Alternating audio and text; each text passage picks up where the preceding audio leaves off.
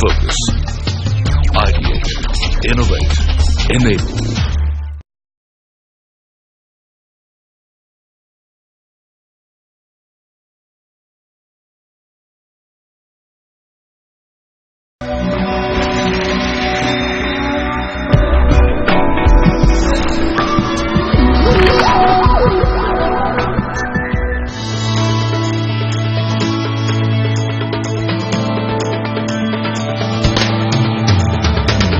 GJEPC, the apex gem and jewellery body of India, organized its first ever India Gold Jewellery Summit at VigyanBhawan in New Delhi. The convention brought together gold miners, policymakers, retailers, bankers and analysts from across the world on a single platform.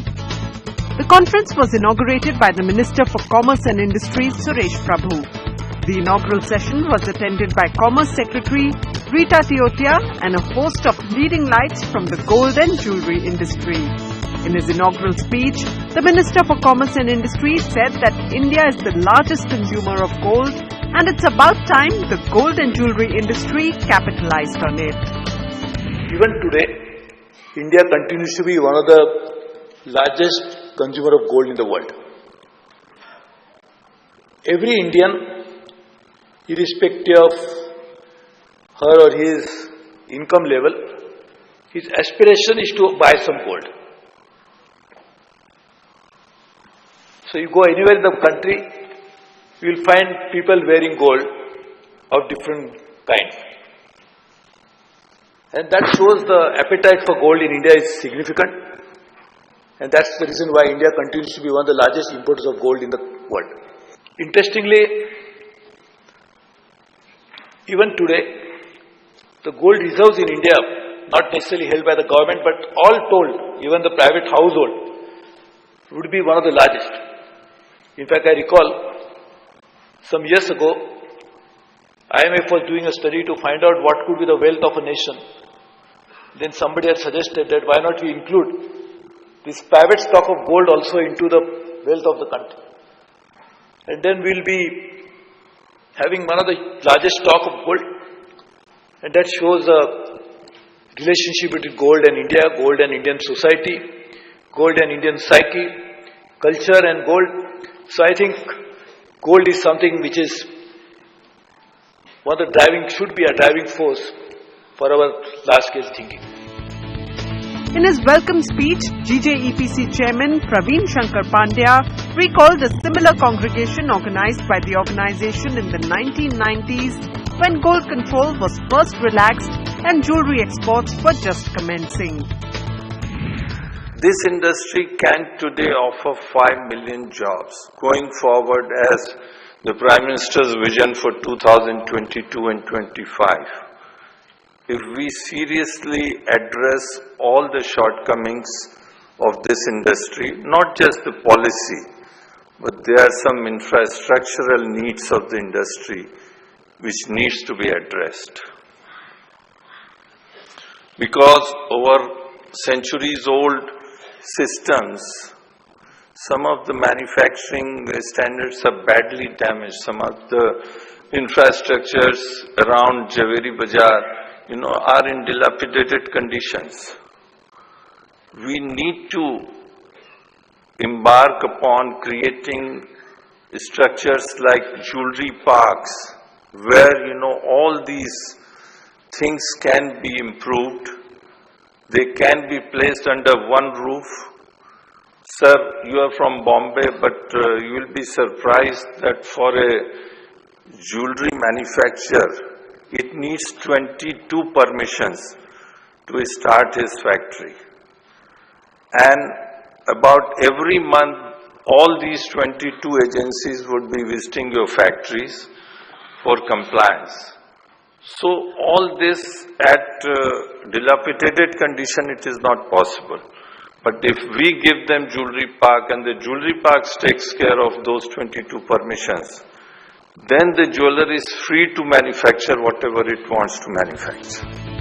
Prominent personalities from the world of gold jewellery, including Praveen Shankar Pandya, chairman of the GJEPC, Balram Garg, managing director of PC Jewellers, And PR Somasundaram, Managing Director, WGC India, also spoke at the inaugural session.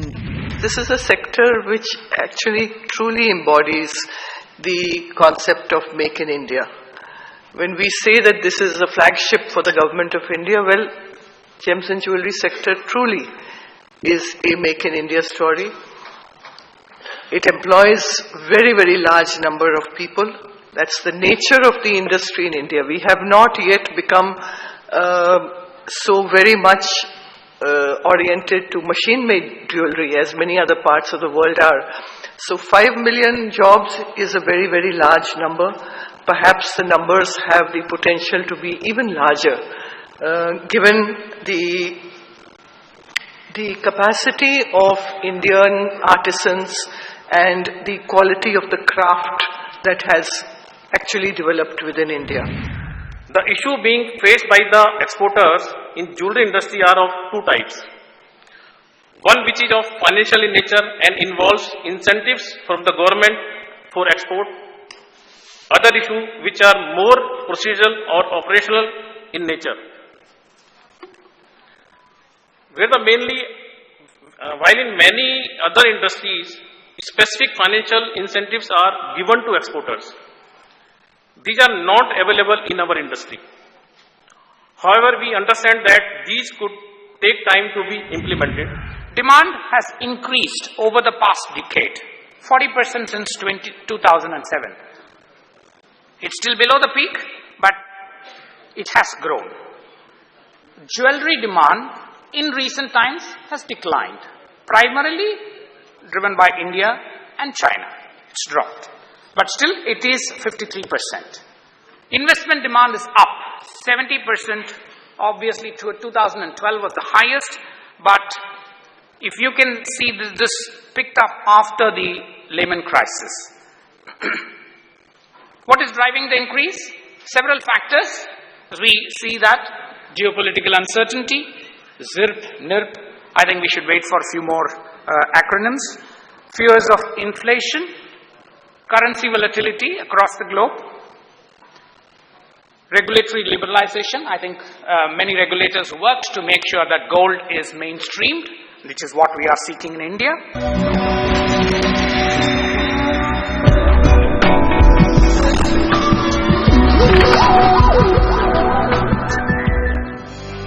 The India Gold and Jewellery Summit was organized to bring together the gold jewellery industry and discuss ways through which India can seize leadership in the sector. The first panel discussion of the summit focused on just that. Vision 2022 Indian Jewellery Exports at $25 billion was co-moderated by CNBC's Editor of Commodities and Currencies Manisha Gupta and Manoj Dwivedi, Joint Secretary, Ministry of Commerce and Industry. R.C. Bhargav, Chairman Maruti Udyog Limited, opened the panel with a special address, while the context setting was done by Nilesh Hundekari, partner Asia Pacific at A.T. Kearney. The economy of this country is now on a very different growth path than what it used to be. It's happening because the economic infrastructure, which is so important for sustained high growth, and which earlier was not conducive to that kind of growth, has been changed, is changing, and will continue to change in a very different direction from the past. And I believe very sincerely that this new economic infrastructure which Mr. Modi and his government is putting into place will create an environment in which all industry and all businesses in India can flourish at a much higher level than what they have ever managed to do in the past or could have done under the old system of economic development. And that opens up huge prospects. So I'm going to talk to you about how India can become the jeweler to the world. India has the highest fascination for jewelry among major markets of the world. So if you look at how much Indians spend on jewelry, we are of course one of the highest ones, but if you look at how much Indians spend relative to their income, we are undoubtedly the highest. So we are a poor country in many ways, but when it comes to spending on jewelry, nobody matches us. And that fascination is ingrained very deeply in our culture, in our habits. Indian handmade is somehow, we are actually hesitant about making that a value proposition. But I can tell you, there's a company called John Hardy, which is a $75 or $100 million luxury jewelry brand based out of Bali. They make silver jewelry, and it is sold more expensive than diamond jewelry that India exports. And that silver jewelry is actually handcrafted. They make Naga designs out of silver threads. And it is made by Balinese women in their homes. It is one of their cheapest products. They also make the standard machine-made jewelry. This product is really the cheapest for them and attracts high premium. The best products in the world which fetches the highest premiums are handmade. We buy luxury bags because they are handmade in France. We buy luxury speakers because they are handmade in Israel. We buy luxury watches because they are handmade in Switzerland. Why are we ashamed about selling handmade jewelry in India as being the ultimate craft? Something for the industry to ponder over. Finally, I'll end with this quote from Mark Twain, which should all make us proud. As an industry, this is one of those industries which is so deep-rooted in our heritage. We have such deep roots in our history and our culture. We have lots to be proud of. I think with all of you together, all of us collectively can make this one of the most successful industries for India. So we are not going to leave it just about discussing the concerns here. We are hoping that we can come out with a manifesto or a paper out from here. Mr. Dwivedi, but first of all, your comments, we've been talking about concerns and we also know the solutions already perhaps, but what is your priority, 3 major points that you think we should be taking up here?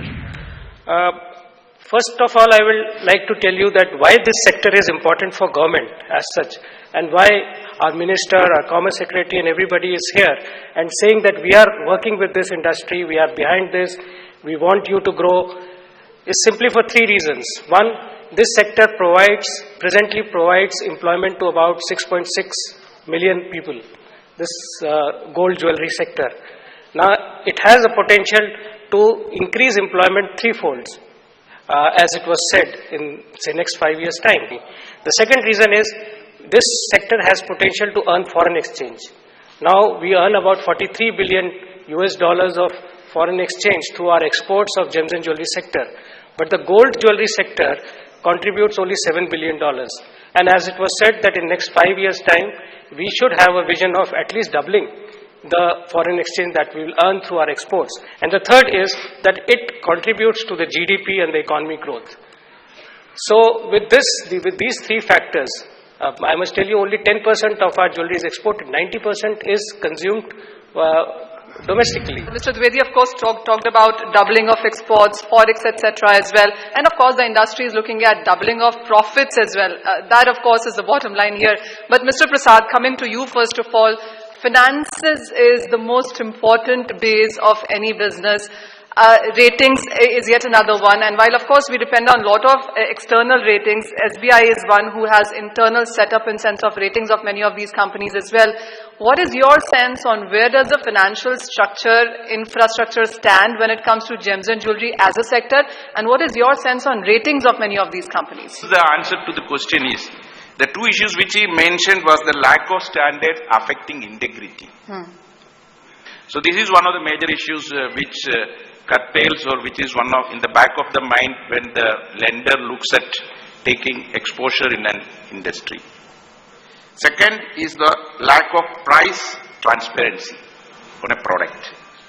So these are the 2 issues. We have eminent panelists here, and maybe both Mr. Bobby Kothari and Mr. Choksi, can you just very briefly, because we are running short of time, throw an idea that what needs to be done actually to keep up with the markets, because if the market share is going away, then something has to be done. And you people have ground experience, so we would like to hear from you. Mr. Choksi first. Well, I think that we are as I told you, there's a mindset problem in the Indian manufacturer. We have to go further.